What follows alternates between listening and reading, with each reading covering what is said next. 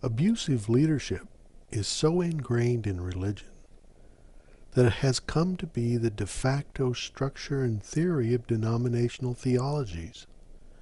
Any time that someone assumes authority that is not theirs, abuse is sure to develop. The pattern is as old as mankind. If you have read the Bible, you undoubtedly noticed that in the Old Testament, the Jewish priesthood became corrupt and began to serve their own desires instead of God and the needs of God's people. It's one of the major sub-themes in the historical books and a major theme in the books of the prophets. In Jeremiah 5:13 through 14, you will find Jeremiah speaking for God about the religious leaders of his day. He says, "For from the least of them to the greatest of them, everyone is greedy for gain. And from the prophet even to the priest, everyone deals falsely. And they have healed the brokenness of my people superficially, saying, 'Peace, peace,' but there is no peace." In the Gospels, it is interesting to notice that Jesus related freely with the prostitutes, drunks, tax collectors, diseased, and the demon-possessed, but had a real problem with the religious system and leadership.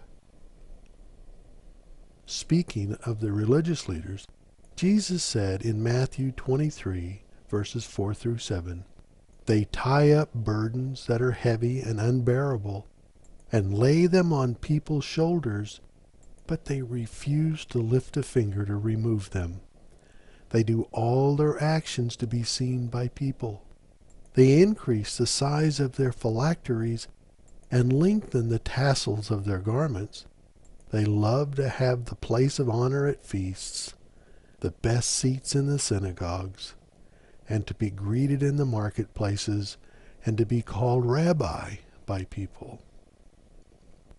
It was to people distressed and downcast under religious, political, and economic pressures that Jesus said in Matthew chapter 11, 28 through 30, "Come unto me, all who are weary and heavy laden. I will give you rest. Take my yoke upon you, and learn from me, for I am gentle and humble at heart, and you shall find rest for your souls. For my yoke is easy and my load is light."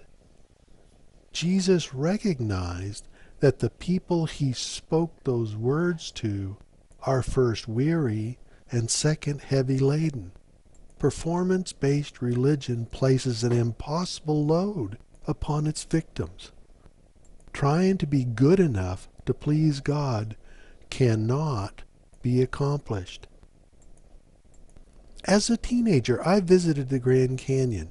I remember standing at the trailhead watching a donkey train laboring up the trail. From a distance, it looked like a string of piles of bags and boxes wobbling their way up the trail. Only when they got closer could I see the donkeys' little heads and little spindly legs poking out of the mounds of baggage. Now I think they may have been religious donkeys, because when they passed by me, their tongues were hanging out and they were weary and heavy laden. The driver was giving them no rest. John the Baptist wasn't a bit bashful when in Matthew, the 3rd chapter, he called the religious leaders a generation of vipers. Jesus used a similar description in Matthew 12 when he calls them a brood of vipers. He said, "O generation of vipers, how can ye, being evil, speak good things?" Having grown up in the desert of New Mexico, I can see why Jesus would use this wording to describe religious leaders. In the heat of the day, snakes, move into dark, shady places to survive the high heat. So do weary, hot travelers. When the hot traveler settles into a shady place to rest, the snake strikes and poisons them. It's a slow and painful death. That is the picture. Burdened and hurting people come into a place that they would expect to find rest. They find people who appear to be helpful, but instead they are poisoned with performance-based religion and loaded up like donkeys coming up the trail. Jesus was not impressed.